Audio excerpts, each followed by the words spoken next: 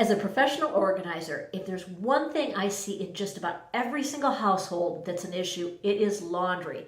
So I wanted to stop and talk to you a little bit about laundry today so that it doesn't have to be the issue that it is. I want to talk to you about the who, what, where, when, and why of laundry. So who should be doing laundry? I'll tell you what, I believe everybody 3 years old and up in the house should be helping. The burden should not be falling on one person. Think about it. 3 and 4 and 5-year-olds can sort laundry.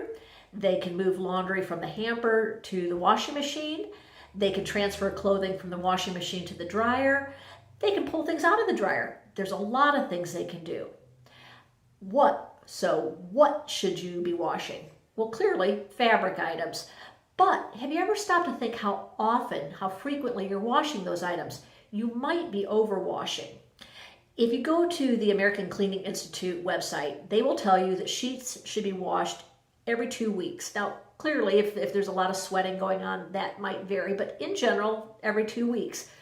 Actually, I like that rule of thumb. I think it's a pretty good one, but you know what? If you're overwhelmed, the world will not end if you wash your sheets every 3 weeks. It's okay. The American Cleaning Institute recommends towels being washed after every 3 to 5 uses. You know what? Once again, do it once a week. If every 3 to 5 uses is too much for you, just stretch it out a little bit, and it makes a huge difference. They recommend for jeans that they be washed every 3 times you wear them. Well, there are a lot of countries in this world that wash jeans once a month. France is actually one of them, where they have a much longer horizon than we do. So it all comes down to if you're stressed and it's too much, just stretch out how frequently you're washing certain things that aren't getting sweaty, aren't showing dirt, that sort of thing. How about the where of laundry? Where should laundry be done? Well, obviously you're going to be doing it in the washing machine and the dryer. You probably can't control that, but what you can control is where the hampers are. Hampers are really important to get clothes into the laundry, therefore into the wash, and to keep them off the floor. So the best chance you have for success on that is to make sure that you have hampers in every room that people are changing their clothes in, and to make sure you have the right kind of hamper. So I want to talk a little bit for just a second about friction. Friction is that thing that interferes with us doing something. The more friction there is in a job or a task, the less likely we are to do it well. And if you're a teenager, even less likely. When it comes to hampers, once again, make sure they're in every room where people are changing their clothes. Make sure the hamper you have is the right size. Don't be using a little kid hamper for your teenage boy. His stuff just isn't going to fit well in there, and it's going to be easier to let it fall on the floor.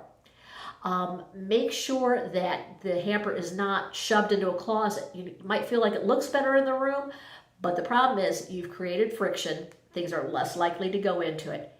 And then also lids. It's so appealing to us to put a lid on the hamper, but guess what? It's friction. Should it be a big deal to walk over, take off the lid and put laundry in? No. Is it? Yes. Don't allow that friction. How about the when to do laundry?